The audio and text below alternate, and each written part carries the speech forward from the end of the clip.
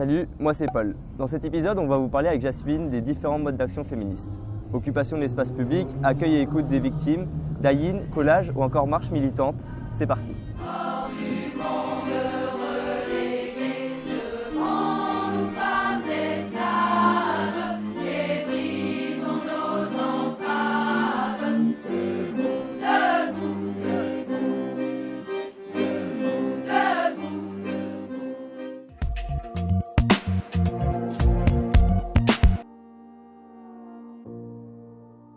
Nous, on échange beaucoup à distance par les réseaux sociaux. On organise une réunion à peu près tous les mois.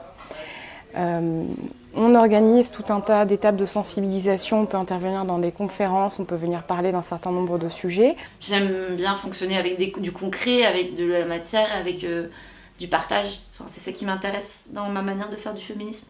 Et du coup, dans des collectifs non hiérarchiques, anarchistes, qui proposent des modes de distribution de la parole, qui réfléchissent à comment on travaille les rapports de pouvoir entre nous au sein des collectifs. C'est plus dans ma conso à moi. Enfin, moi, j'ai un potager là où je suis dans le Pas-de-Calais, donc je fais ma bouffe moi-même en partie aussi. J'achète des pinceaux synthétiques, tu vois. Ça, c'est le côté vegan. Sur le bois que t'achètes, ouais, tu fais gaffe. Après, c'est toujours compliqué parce que t'as vachement de greenwashing aussi, avec des labels. On va surtout travailler sur la visibilité des Asiatiques. Dans l'espace médiatique, elle est quasi inexistante. Elle est invisible, quoi.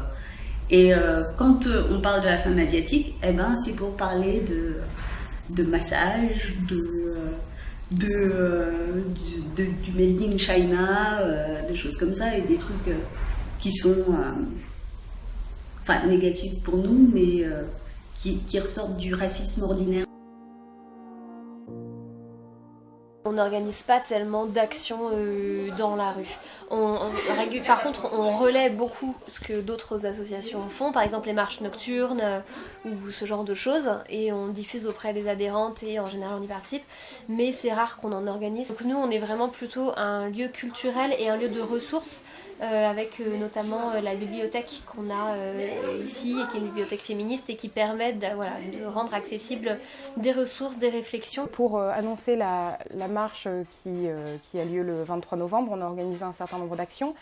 On a organisé un die-in il y a 2 semaines. On a aussi organisé une action avec des chaussures. On organise des choses un petit peu visuelles aussi qui interpellent les passants, qui permettent de créer un dialogue avec eux.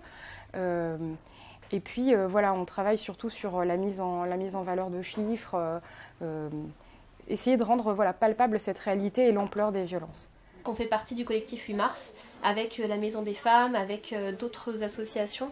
Et là, pour le coup, on participe à l'organisation de la marche, à la diffusion de la communication et tout ça.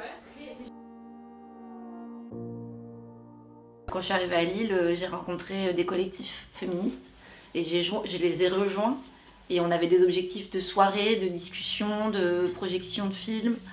On faisait des expositions d'artistes féministes ou d'artistes meufs. Enfin, on mettait en avant des personnes que nous, on ne voyait jamais mettre en avant, en fait. Et on avait des débats et la projection était toujours mixte. En fait, j'ai continué comme ça, d'objectif en objectif. C'est-à-dire qu'après, j'ai rejoint un collectif, on a créé un fanzine au sein du centre LGBT, QIF, le J'en suis, j'y reste. Et donc notre objectif, c'était de faire un fanzine. Donc on dessinait, on récupérait des contributions, ça s'appelait Déviant Rose. Donc on a fait ça pendant plusieurs années. Après, j'avais un objectif, j'ai rejoint une émission de radio qui s'appelait Jean Rage, qui était sur RCV. Et pareil, notre objectif, c'était de travailler des thématiques féministes, queer, intersectionnelles à la radio. Nous toutes fait le choix de communiquer sur ce qui est sans doute le plus grand dénominateur commun dans la lutte féministe. C'est-à-dire qu'il y a des tas de questions qui sont encore sujets à débat, mais la question de la lutte contre les violences sexistes et sexuelles, il n'y a aucun débat, et elle rassemble massivement la société. Voilà, toute la société, mais massivement, on est dans une majorité écrasante qui a une intolérance pour les violences. Ça fait plaisir de voir toute cette solidarité et cette sororité à l'œuvre. Il y a de quoi rester optimiste malgré les défis énormes à relever. On en parle dans la prochaine et dernière vidéo de la série. En attendant, n'hésitez pas à réagir dans les commentaires et à checker les nouvelles vidéos sur le site des Haut-Parleurs.